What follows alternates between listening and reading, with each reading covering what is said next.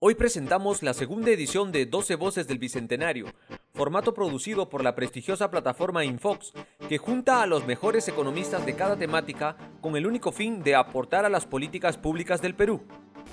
Es así que en esta oportunidad contamos con la gratísima compañía de David Tuesta, Javier Olivera y Noelia Bernal, quienes plantearán cómo se puede cambiar el sistema de pensiones peruano. Ellos representan la segunda voz del Bicentenario, titulada Reforma del Sistema de Pensiones. David Tuesta es doctor en Economía de la Pontificia Universidad Católica del Perú y magíster por la Universidad de Minnesota. Ha asesorado las reformas económicas, regulatorias y de diseño de políticas públicas a varios gobiernos y firmas en el mundo. David ha sido ministro de Economía y Finanzas del Perú en el año 2018 y actualmente es director para Latinoamérica de la FinTech Pinbox Solutions Singapore, además de ser profesor asociado del Instituto de Empresas en Madrid e investigador afiliado del Risk Center de la Universidad de Barcelona. Por su parte, Noelia Bernal es PhD en Economía por la Tilburg University, Master of Science en Investigación en Economía y Master of Science en Economía y Financiamiento del Envejecimiento, ambas por la Tilburg University, y Bachiller en Ciencias Sociales con mención en Economía por la Pontificia Universidad Católica del Perú. Actualmente es profesora del Departamento de Economía de la Universidad del Pacífico e investigadora del Centro de Investigación de la misma institución. Asimismo, Javier Olivera tiene un doctorado en Economía por la Universidad de Leuven, una maestría en Economía por la Universidad de Essex y una licenciatura en Economía por la Pontificia Universidad Católica del Perú. Ha trabajado durante más de 5 años en la Superintendencia de Banca, Compañía de Seguros y Fondo de Pensiones y el Ministerio de Economía del Perú. Actualmente es profesor principal del Departamento de Economía de la Pontificia Universidad Católica del Perú e investigador del Luxembourg Institute of Socio-Economic Research.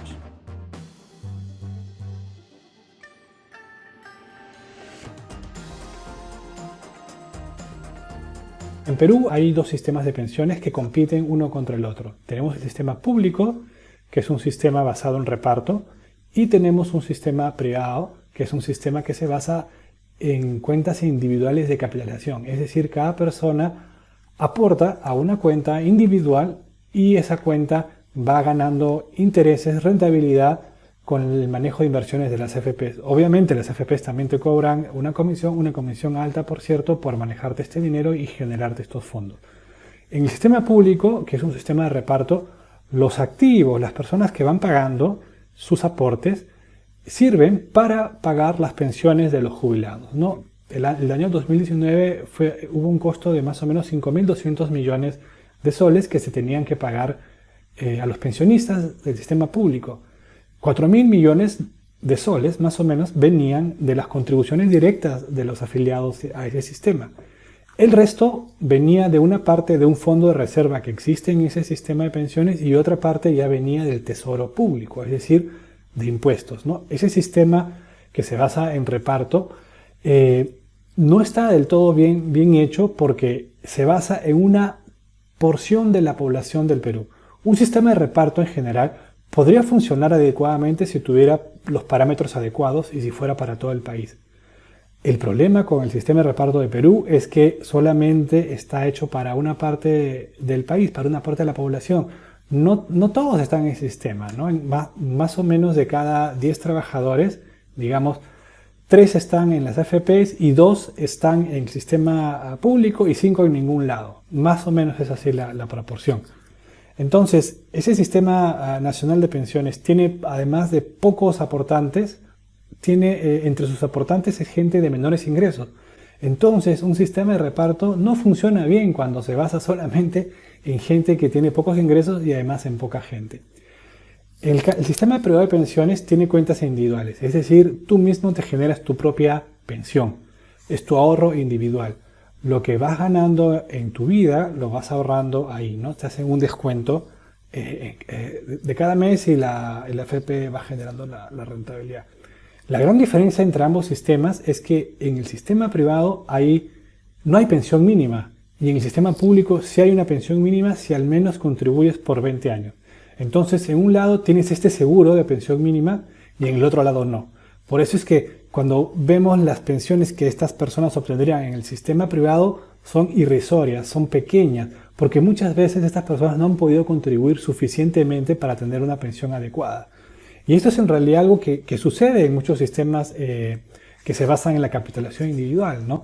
Al depender tanto de la persona y no haber ningún otro seguro del Estado o generado entre ellos mismos, entre los mismos aportantes, se obtienen pensiones bastante pequeñas. Y eso es lo que ha sucedido en Chile, por ejemplo, ¿no? Durante los últimos años, y que dio paso al movimiento popular muy importante que se llamaba No Más AFP.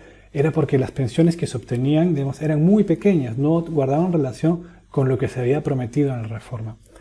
En cuanto a la sostenibilidad fiscal, lo que puedo decir de nuestro actual sistema, nuestro actual diseño de pensiones, es que está relativamente balanceado, ¿no? Tenemos un gasto fiscal aproximadamente de 2.1-2.2% anual en pensiones, ¿no? Nuestro gasto público como porcentaje de PBI. Y eso, si uno lo compara con los promedios de la región, pues estamos muy por debajo. La región gasta en promedio 4.5. Hay países, naturalmente, que gastan más que otros.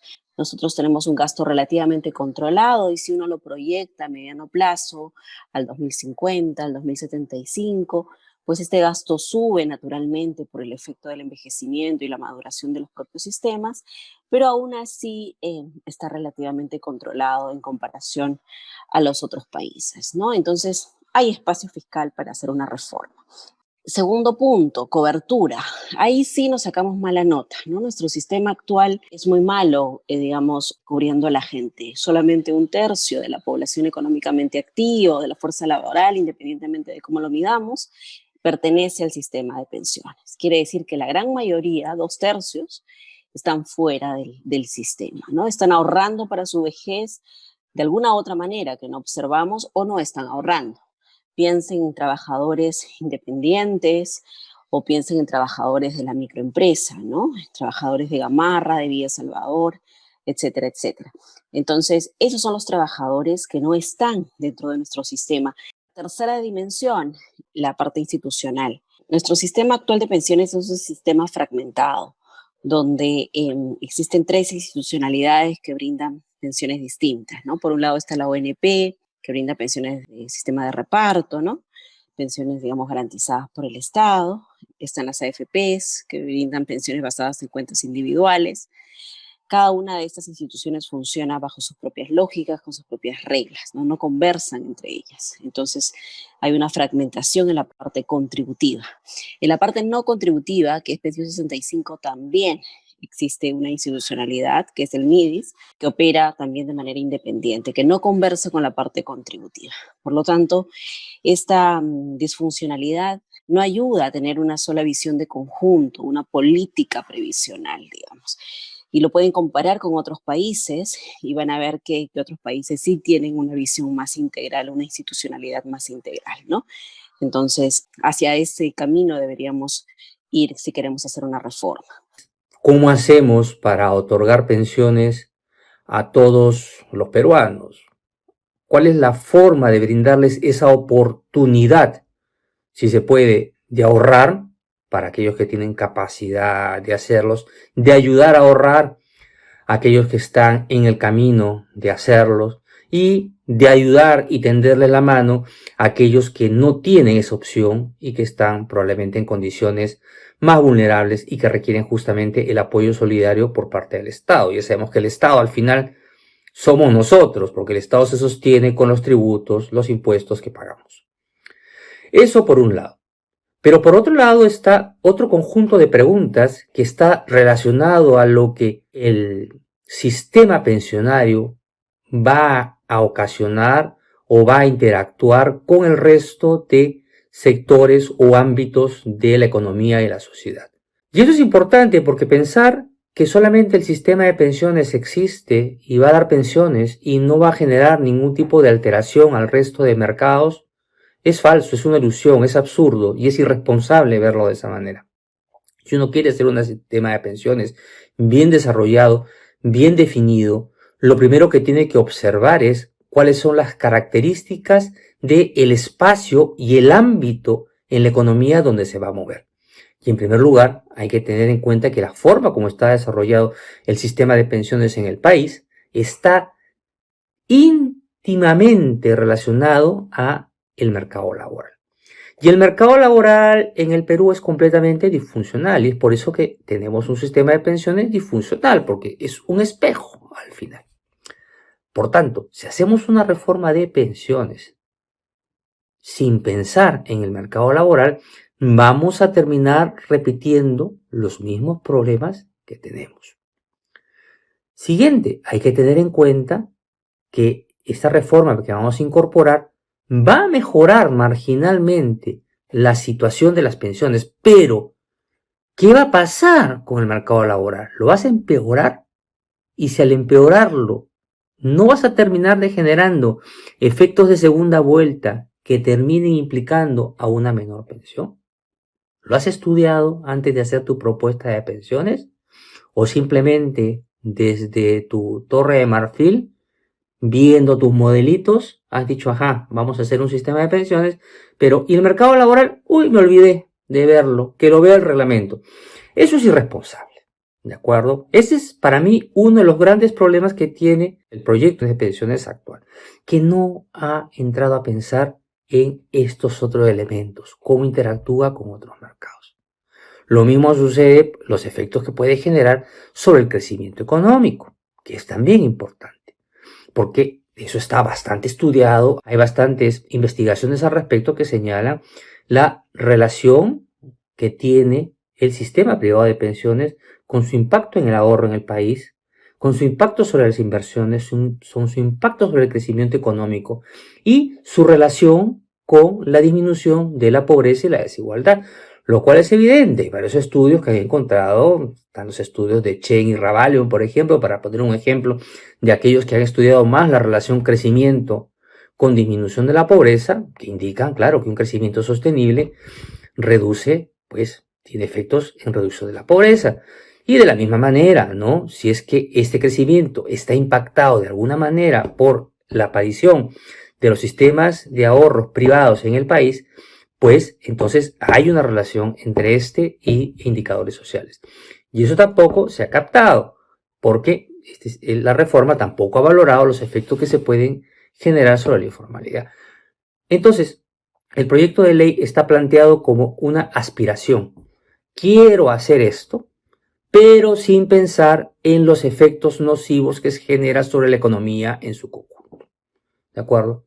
Cuando llegas a la jubilación, el Estado te permite que retires el 95.5% de tu saldo acumulado en tu AFP para que hagas lo que tú quieras. Es decir, no estás obligado a obtener una pensión. Entonces las personas podrían, bueno, algunas podrían ahorrar, invertirlo bien, tal vez, no sabemos, pero otras podrían gastarlo demasiado rápido y no tener con qué sostenerse más adelante.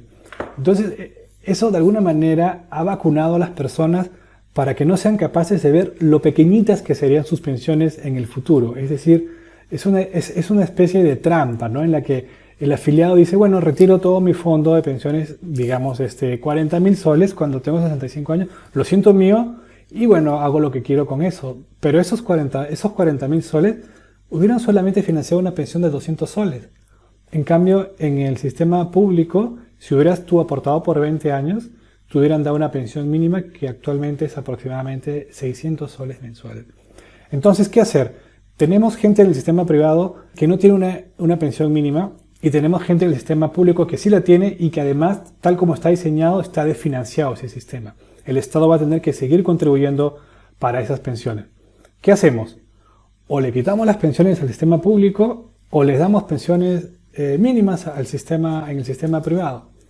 Hay que hacer algo, ¿no? Yo lo que creo es que obviamente hay que darle también pensiones mínimas al sistema privado, pero eso implica también financiamiento, implica saber de dónde sacamos la plata para ello, ¿no?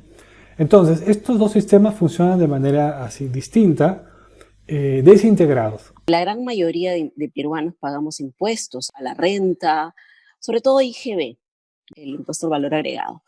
Y esta recaudación ayuda a financiar los beneficios de los afiliados que están dentro del sistema, que ya les decía que solamente 1/3 de la población económicamente activa está dentro del sistema. Por lo tanto, todos pagamos impuestos, pero solamente un grupo de personas accede a estos beneficios, ¿no? En la ONP se da pensiones mínimas, En las AFPs tenemos bonos de reconocimiento, bonos complementarios, que se financian con recursos del Tesoro.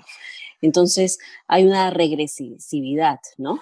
La gran mayoría no cubierta por el sistema termina financiando a gente cubierta por el sistema. Entonces, hay que cambiar eso. El sistema actual tampoco está diseñado para dar pensiones a la gran mayoría.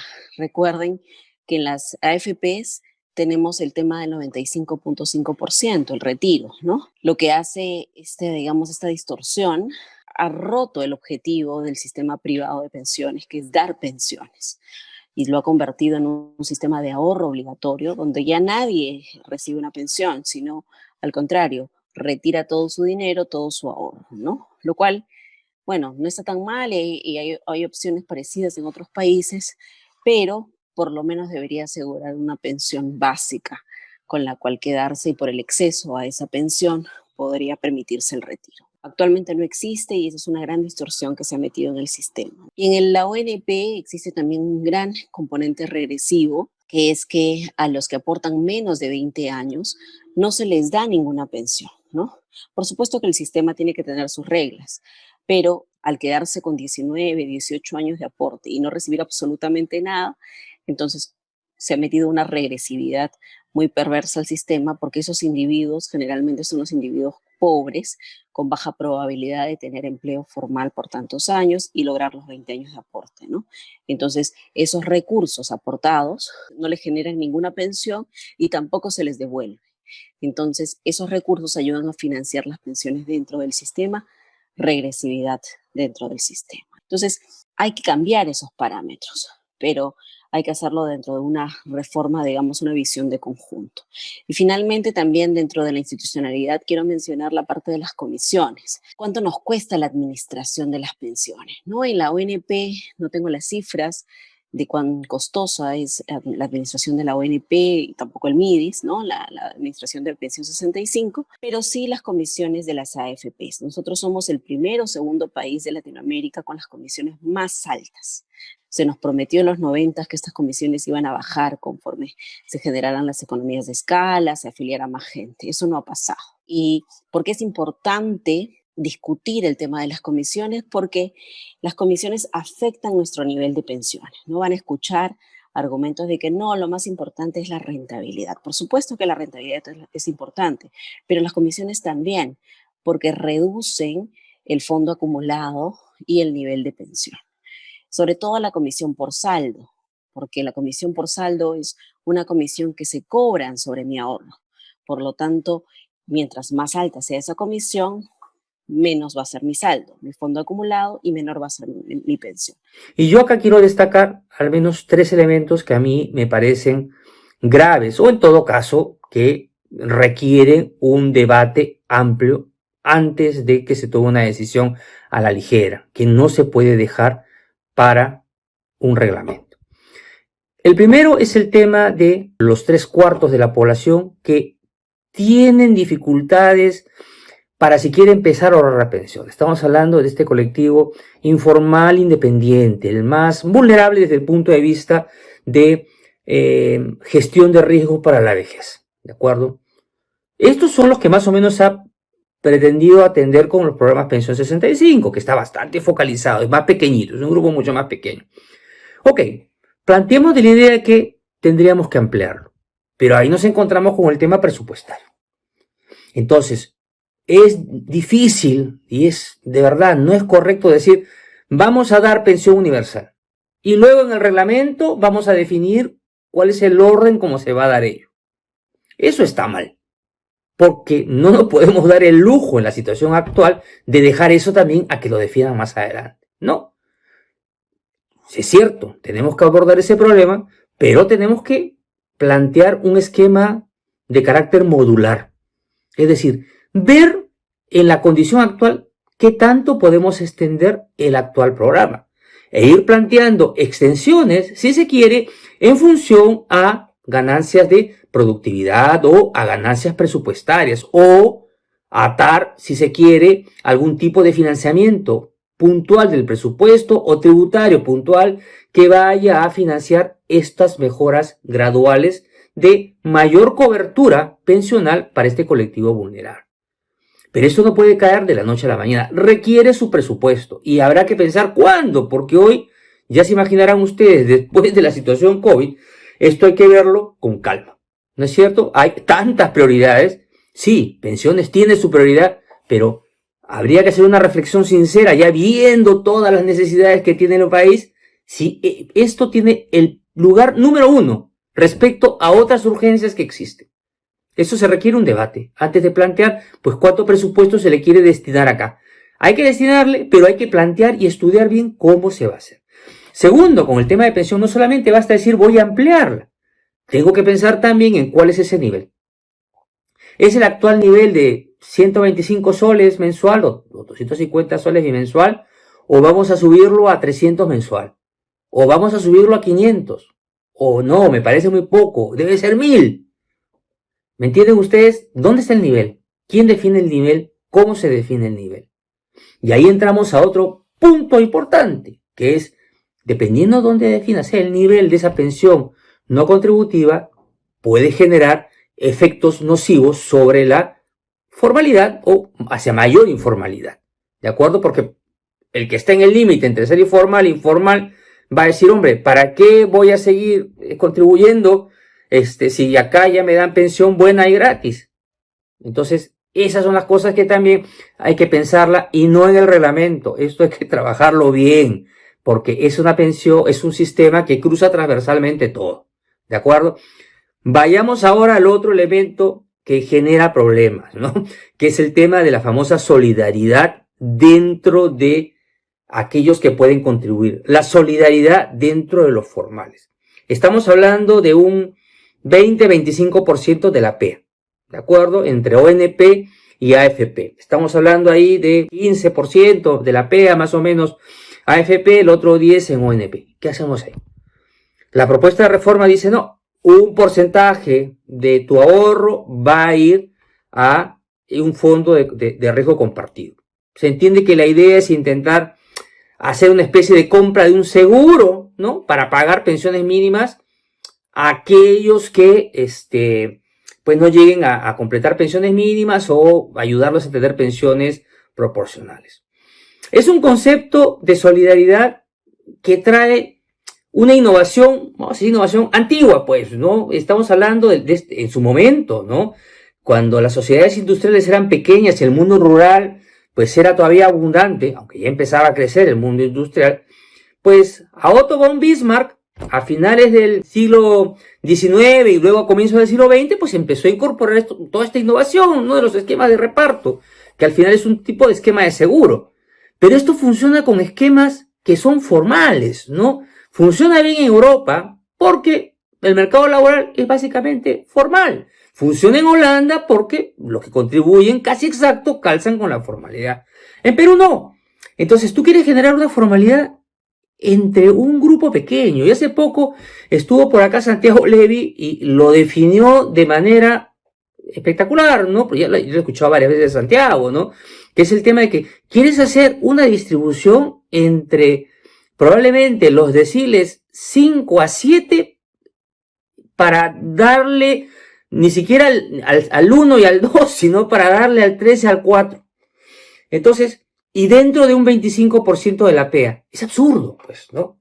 Hay que dar la solidaridad de manera completa. Además es regresivo, de alguna manera, porque los más ricos del país no están ahí. Están en el colectivo 9 y 10. Pensemos en una solidaridad amplia.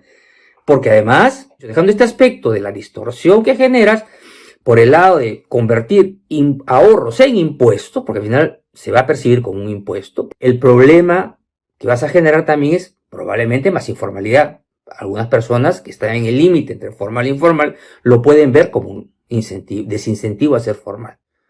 Como fuera, se tendría que valorar ese efecto. No se ha valorado, lo lanzas así sin valorarlo, pues también está mal. Luego está el tema del aporte del empresariado. Ahí el tema no está en el grande, está en el pequeño. Dice que va a ser escalonado, 1 a 5 puntos del salario. Así sea 1. ¿No saben acaso que hay 70% del salario son costos laborales? Es decir, si una persona paga, un empresario, un pequeño empresario, le paga el mínimo, no solamente le paga el mínimo, tiene que pagar 70% más, ¿no? Entonces, hay que tener en consideración este efecto. Tampoco se estudia. Los individuos, los afiliados, queremos sentir que tenemos un sistema legítimo, queremos sentir que tenemos también un seguro que nos permite poder más adelante, cuando seamos mayores, tener al menos algo base que nos va a ayudar a no caer en la pobreza, ¿no? Eso es lo que también las personas persiguen. También las personas persiguen tener un ingreso acorde también a las contribuciones que han hecho. Si las personas sienten que han contribuido mucho y que al final de su vida laboral obtienen pensiones muy pequeñas, entonces van a notar que el sistema no es legítimo. Y es eso lo que ha pasado mucho tal vez en Chile, que las personas han contribuido regularmente y cuando ven sus pensiones son realmente pequeñas. Entonces hay aquí como un equilibrio muy cuidadoso, ¿no? Es una moneda de dos caras. Por un lado tenemos la sostenibilidad financiera, actuarial, fiscal de un sistema, de un lado de la moneda, y por el otro lado de la moneda tenemos el valor de las pensiones, es decir, qué tan buenas son estas pensiones para ayudarme a suavizar consumo, para ayudarme a no caer en la pobreza y a tener un adecuado nivel de vida. Entonces, cuando pensemos en cualquier reforma, tenemos que ver esas dos caras de la moneda, ¿no? Son muy importantes, ¿no? Tenemos un estudio que publicamos el año pasado con Javier Olivera, donde estimamos que para los actuales jóvenes que se afilen al sistema bajo el nuevo esquema de comisión por saldo, con las tarifas vigentes, digamos, de alrededor de 1.2% en promedio de comisión de saldo, esto puede tener un efecto de hasta 25% del fondo. Es decir, las comisiones pueden reducir hasta una cuarta parte del fondo ahorrado de estas personas a los 65 años, ¿no? Entonces, la reflexión es la siguiente. ¿Tiene que costar tan caro administrar nuestro fondo de pensiones? Ojo que es un ahorro obligatorio, ¿no? Yo creo que entonces el Estado tiene cierta responsabilidad de diseñar sistemas relativamente baratos para la mayoría de la gente. Entonces, ¿cómo plantearse la reforma? La reforma tiene que plantearse de manera modular, respetando el ahorro como base. La parte contributiva tiene que ser fundamentalmente de carácter de ahorro privado y la parte solidaria tiene que venir vía tributos, ¿no? Porque el presupuesto es tributo, no hay otra. Entonces tienes que buscar la manera de emplear ese presupuesto. Y para buscar ello necesitas que sea modularmente, por etapas, ¿no? En tanto, primero, aquellos aspectos que no requieren financiamiento fiscal, ¿de acuerdo? Luego, aquellos aspectos que si van a requerir financiamiento fiscal, ¿cómo conseguirlo? Si esas dos patas no están atados, vamos mal, no hay propuesta que vaya a funcionar. Y el segundo punto tiene que estar relacionado, evidentemente, creo yo, con los efectos, calcular claramente los efectos que esta reforma, la que se plantee, la que se va a generar sobre la productividad, sobre la informalidad, sobre los mercados financieros, sobre el crecimiento económico y finalmente la relación que tiene el crecimiento económico con las reducciones de indicadores sociales, no mejoras de pobreza, mejoras en cuanto a inequidad, donde el sistema de ahorro privado ha tenido un efecto importante. Entonces, hay que tener todo ello en consideración, ¿de acuerdo? No hay que generar más distorsión en el ámbito del ahorro, tratando de utilizar trajes, ternos, que funcionan en otros países donde el terno pues le queda perfecto porque la formalidad calza exactamente con el sistema de pensiones. No me puedo traer ahí un terno de Suecia, Holanda, a ponérselo al Perú, porque no le va a calzar. La informalidad es muy pequeña respecto a la formalidad. Entonces yo sugiero revisar de verdad a gente que ha trabajado bien estos temas. Yo creo, por ejemplo, Santiago Levy es un claro referente respecto a pensar en una verdadera innovación para generar sistemas de pensiones que estén adaptados a nuestra característica de informalidad en el país, porque solucionar el problema de la informalidad va a tomar años. Entonces es mejor calzar un sistema que funcione. Si seguimos pensando de manera ajena a nuestra realidad, trayendo cosas porque lo dice la OIT, pero la OIT, ¿dónde mira? Mira estos países, no mira la realidad peruana. Si seguimos así, las reformas no van a avanzar. Mirar de acá al futuro, mirar al tricentenario, ¿de acuerdo? O sea, ya el bicentenario está pasando. Mirar al tricentenario implica plantearse innovaciones reales. Que el tema de pensiones requiere una innovación real. que requiere ser observado además no solamente como sistema de pensiones. Se requiere dar una mirada completa a lo que significan los sistemas de protección social. Salud, los riesgos de salud, de enfermedad y muerte, los riesgos de perder el empleo y los riesgos de pobreza y vejez. Se tienen que ver en conjunto. Esa es la verdadera innovación sobre la cual debemos ir trabajando y con estudios serios, debates serios, amplios y teniendo en cuenta nuestras limitaciones. Lo que yo creo es que debemos reunir todos los sistemas que están en el Perú sueltos y tener un sistema integrado de pensiones, uniendo el sistema privado de AFPs, el sistema público y también el esquema de pensiones sociales, Pensión 65. De esta manera podemos construir una pensión que tenga distintas fuentes de financiamiento. ¿A qué me refiero? A que la persona cuando llegue a la jubilación tenga una parte que viene de una pensión básica pequeña universal, es decir, la idea sería universalizar Pensión 65 gradualmente, obviamente dependiendo, ¿no?, de los recursos fiscales, es decir, todos los jubilados recibirían una pensión universal. Luego le agregamos otra parte que provendría de los aportes que las personas hayan podido realizar a un fondo de riesgo compartido. ¿Cómo se organiza ese fondo de riesgo compartido? Hay muchas maneras de hacerla, pero la idea es que de cada aporte que las personas hagan al nuevo sistema único de pensiones, una gran parte vaya a su cuenta individual, funcionaría tal cual funciona ahora mismo la AFP, es decir, es un dinero que va a tu propia cuenta. Imaginemos, si es una tasa de aporte de 10%, 7% puede ir a tu cuenta individual con una AFP y 3% puede ir a esta cuenta de un fondo de riesgo compartido. ¿Y cuál es la idea? Es crear una especie de sistema de cuentas nocionales. Es decir, con ese 3% que todos acumularían a ese fondo, lo que te hacen es asegurarte una tasa de retorno determinada. Y con los excedentes que se logren de las inversiones, se pueden financiar las pensiones mínimas de aquellas personas que necesiten llegar a una pensión mínima. O sea, la idea es volver a tener seguridad social en el Perú.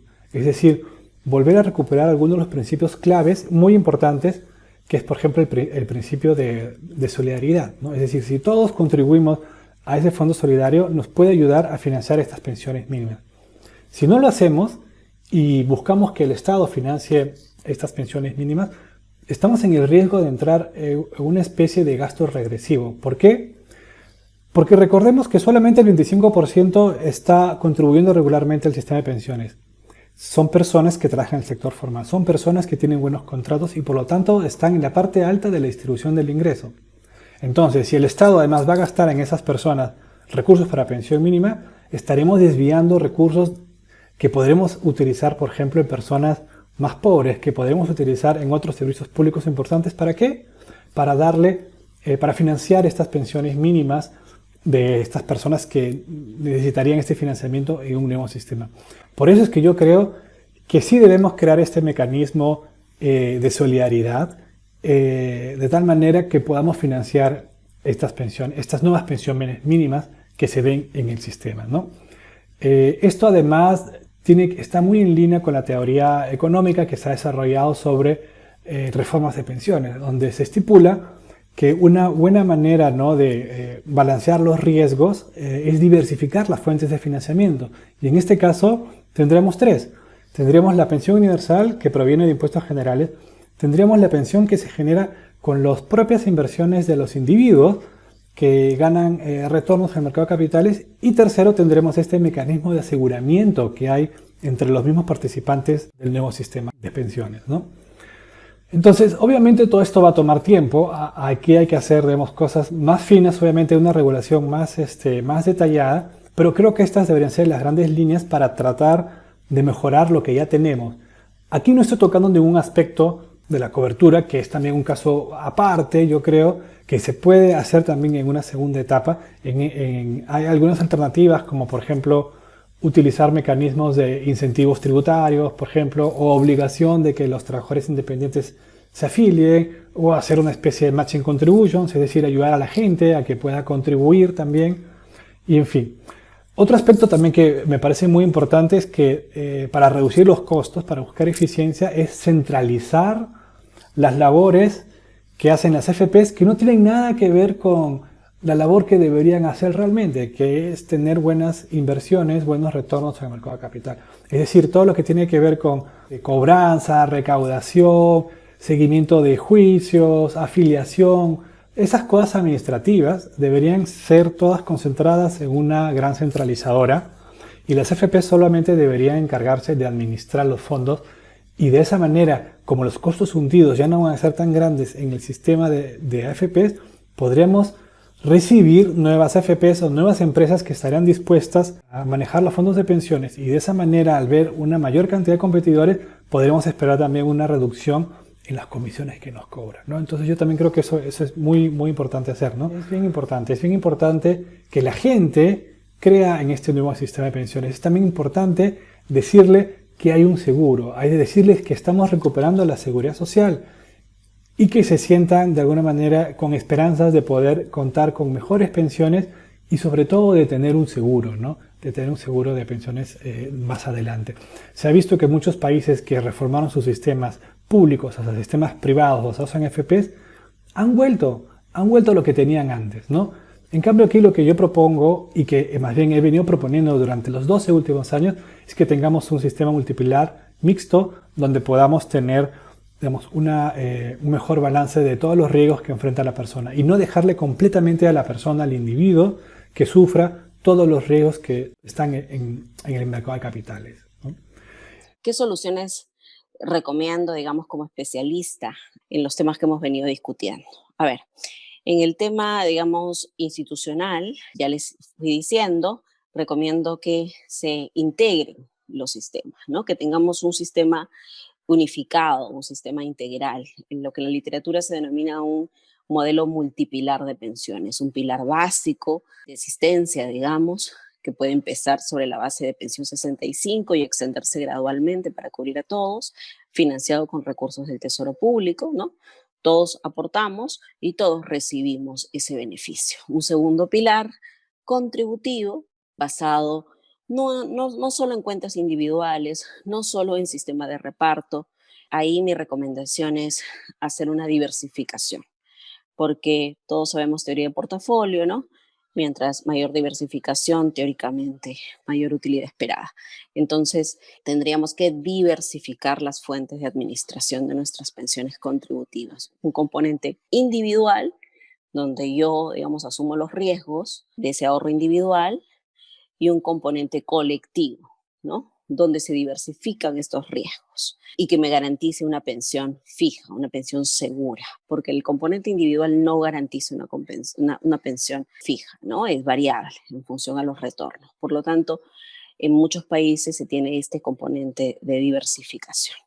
Y un tercer pilar de ahorro voluntario, porque tenemos que fomentar el ahorro voluntario entre los trabajadores que están fuera del sistema, que como ya dije, son la gran mayoría, ¿no?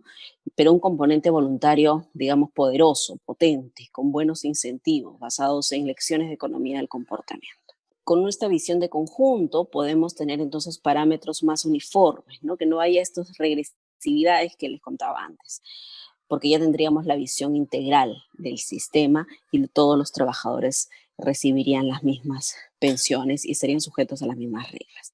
A ver, ¿qué mecanismos de ahorro voluntario sugiero, ¿no? Para atacar este problema de cobertura, que en verdad es nuestro gran problema, nuestra gran pata floja, digamos, en nuestro sistema de seguridad social. Ahí hay dos opciones de solución, ¿no? Una opción es refundar nuestro sistema de seguridad social, ir por el camino de Santiago Levy y seguidores respecto de desvincular el mercado laboral del mercado previsional, ¿no? Es decir, sacar esta figura del contrato formal del trabajo y ahí la idea es que, por ejemplo, parte de tu contribución de impuestos al IGB sirva para financiar tu pensión. Entonces, todos consumimos productos, todos pagamos IGB, todos tendríamos un ahorro para nuestra pensión. No importa si somos independientes o formales, no importa si somos informales o formales, ¿verdad? Se desvincula entonces eso. La evidencia es escasa, no hay prácticamente ningún país que haya implementado esto. Mi recomendación sería, bueno, piloteemos algo chiquito y veamos que funcione, ¿no? coordinemos con SUNAT a ver qué problemas pueden haber para esto. Y el otro camino de solución para la cobertura, es menos ambicioso, es fomentar estos pilares voluntarios con mecanismos que hemos aprendido de la economía del comportamiento. Sabemos por el premio Nobel de Thaler, el coautor Bernardsky, que los mecanismos de ahorro automático, por ejemplo, con unos componentes de ayuda, ¿no? Unos nudges, son muy potentes para fomentar ahorro entre los trabajadores. Ahorro totalmente voluntario, ¿ok? Entonces, explotemos esas lecciones. Hay un excelente ejemplo en Colombia con el bono periódico, el BEPS, que ha tenido un impacto de 40% de afiliación entre trabajadores independientes, ¿no? Eso es un bono que el Estado da para los trabajadores, ¿no? Como incentivo a la afiliación. También hay estudios sobre dar mensajes de texto para recordarle a la gente que tiene que ahorrar. En Chile hay ejemplos de dar proyecciones de pensión como información de cuánto es lo que voy a obtener, por lo tanto eso debería gatillar mi comportamiento actual para ahorrar más si es que yo percibo de que este monto futuro va a ser muy bajo. En fin, hay un montón, digamos, de evidencias de la literatura que pueden ayudarnos a ahorrar voluntariamente, ¿no? En Perú, desde la Universidad del Pacífico, estamos promoviendo 2 estudios experimentales orientados a trabajadores informales. Uno de ellos está orientado a trabajadores de todo Lima, ¿no? Y hemos ido a ofrecerles un incentivo financiero de matching, donde por cada sol que contribuye el trabajador, alguien aporta otro sol a su cuenta individual, con 2 AFPs que nos han apoyado, y nuestra tasa de éxito es alrededor del 20%.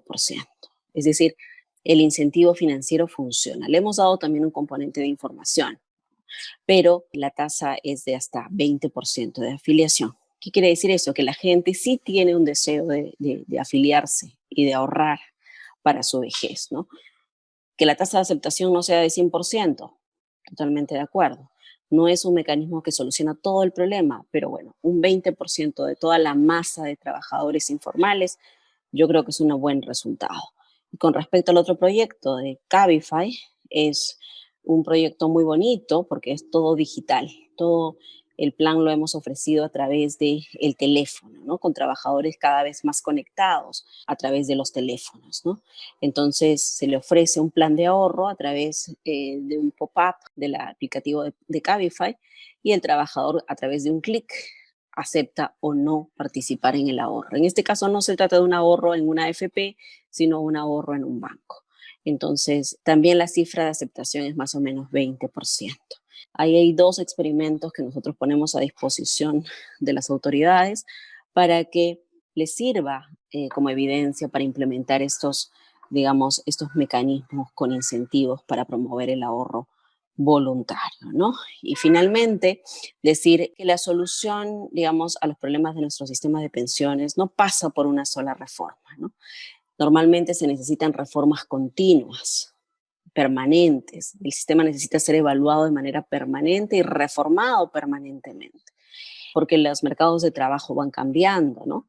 El ejemplo que les di de Cabify es un mercado de trabajo que cada vez es más remoto, digamos, todo funciona más a través de los aplicativos, lo sabemos hoy mejor que nunca.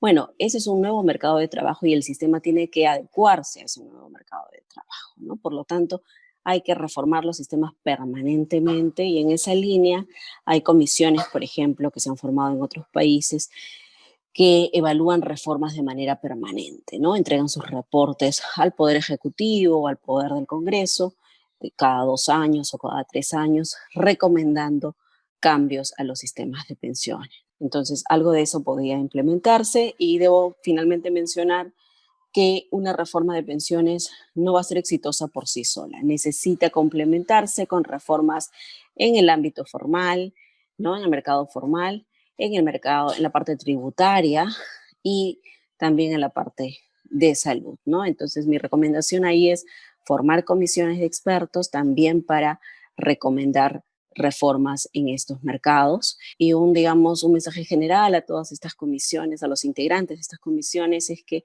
lo ideal es que sean expertos independientes, ¿no? Sin ningún vínculo con sectores interesados.